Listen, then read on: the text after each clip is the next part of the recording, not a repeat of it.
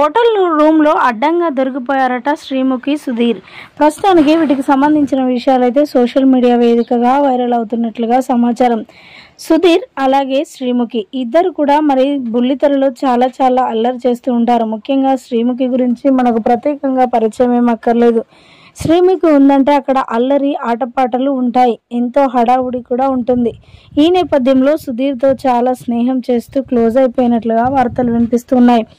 చాలా వరకు శ్రీముఖి యాంకరింగ్ చేస్తుంది కాబట్టి మరి ఇద్దరు, సుధీర్ అలాగే శ్రీముఖి ఇద్దరు కలిసి కూడా యాంకరింగ్ చేయాలని చెప్పి మరి కోరడంతో ఇద్దరు కలిసి కూడా వేరే దగ్గర షూటింగ్ చేయడానికి వెళ్ళారట.